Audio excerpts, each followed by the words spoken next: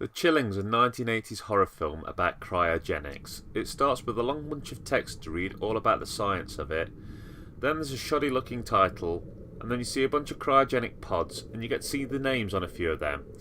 Names like C. Chaplin, W. Disney, Roosevelt. The top billed acting talent for this film is Linda Blair. Yes, that Linda Blair of Exorcist fame.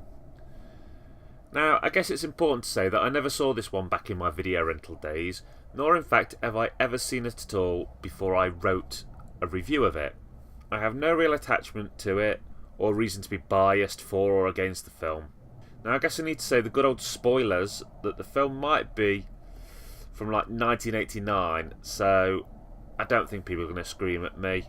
I won't give away the ending, but I will talk about the plot, how things move along, and how I feel about it all.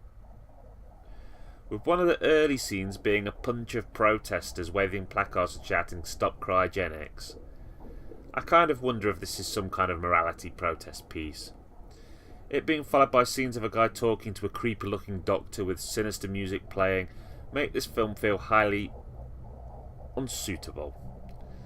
Hey, it might throw me a curveball, but it feels like it's automatically setting this all up to make me instantly think the company is sinister and this is all going to go bad. But hey, I had a good idea that this would be the case when I found it under a search list of 90s horror on YouTube, didn't I?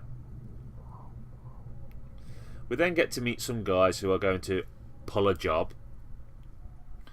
Basically, they drive somewhere and demand all the money from someone and then shoot them. Clearly, they are subtle masterminds. And guess what? This is not even the job they go on from this to a bank. And one thing leads to another, and then you have a big firefight. And well, all of them are shot, and it looks like they'll all die on the scene, apart from one who's rushed to a hospital. Then this all links, because it turns out the robber is called Joe, and he's the son of the guy we saw talking to the creepy doctor earlier. The guy had gotten his wife frozen earlier, and now he calls the doctor to arrange to get his son frozen. And here I was, thinking this was all an unrelated bunch of trash thrown together. How cynical of me. Okay, it took me a little while, but I worked out who Linda Blair is. She's one of the people who works for the cryogenic company. I'm sure other brighter people have picked up on that in seconds, but I think Linda Blair and I think Little Exorcist Girl. So Linda's character and the guy whose son is going to get frozen go for a coffee together. And we get to learn that Linda's husband or partner, I don't think it's made clear, is an alcoholic. In total honesty, so far this movie's made me feel like I could use a drink. Okay, so far horror-wise we've seen internal organs and pretty much given the idea that the doctor's selling them.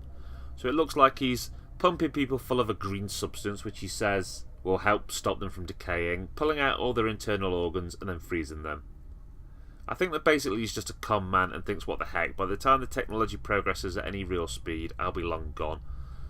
So no one will know that all these bodies are basically sitting there pickling away with their insides gone. At this point, 27 minutes of the film's gone by and I'm feeling some major drag. It doesn't help that the film just name dropped Freddy Krueger. I'm always saying this about songs that drop other musicians' names, such as the one where the guy says he can't dance like Michael Jackson. Look, don't name drop the name of someone or something which is better than your product. You wouldn't see me going, well look, I might be no Memulus or AVGN, but I can talk trash with the best of them. No, you know, if you throw up other names, it just leads to comparison. And if you're not A-list star material, which this film isn't, it's just going to lead to a bad comparison. Oh dear, not only have we mentioned Freddy in the film, it's now Halloween night. Oh, and there's a potentially dangerous storm.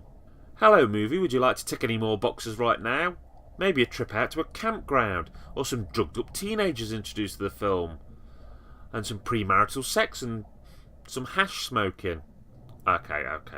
Maybe I'm giving it the film a bit too harsh. Let's get back to it. The storm's knocked the power out at the cryogenic facility. Oh, and the backup isn't working either. So two security guards push all the cryogenic chambers out into the rain because, hey, it's colder out there than it is indoors. Okay, we're 39 minutes into the film at this point in the review. And this is precisely when we get our first look at the zombies. Yep, in case you couldn't guess it from what's happening in the background, it's a zombie movie. The frozen dead wake up stumbling from their cryogenic chambers, wrapped in what can best be described as metal baking foil. We have our first death in the film at around the 43-minute point.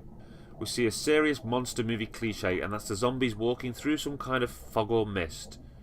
Surely the film could have cut the last 43 minutes down, trimmed some fat, so to speak. Though it is a little after this part we get to see a zombie throw one of the security guards through a window, and it is a pretty darn epic stunt for the time. We then see a couple of zombies go to his fallen form, and a minute or two later we see he has been, how shall we put it, nibbled a bit. You don't see them eating him, you don't really see any blood or anything. Follow this up with lots of flashing, lots of dark, and the zombies doing what I would call gently killing people. I would say the zombies' makeup doesn't look that great, but it's so dark you can't really tell, which I suppose is a plus point. If you're not confident in the monsters in your film, then hey, hide them in the shadows or keep their screen time as low as possible. In honesty, there's something slightly reptilian looking about them. Okay, well I'll end this review here in order not to spoil it for anyone. Because if you haven't seen it, you might want to. In my opinion, the film is so weighed down by stuff that doesn't really matter though. So many things are built up for the payoff to be the next thing for nothing to happen in relation to it. The whole organ selling thing, in my opinion, was a waste of time. There was no need to spend ages building the business up as evil. Heck, I could have written a few lines that made the boss seem like a nonce without laying it on so thick. The film wasn't a total turd, I'd score it 4 out of 10, but I think it needs the fat seriously trimmed from it, and either add in some more gore to appeal to real horror fans, or tame it down even more and make it a PG-13 my kid's first horror movie, spooky adventure sort of thing. Anyway, if listening to me drone on about it and seeing half of it in the background ain't put you off, it's up on YouTube. If you've got a boring night, give it a try. It's Kerr9000 signing off. Keep on watching those films.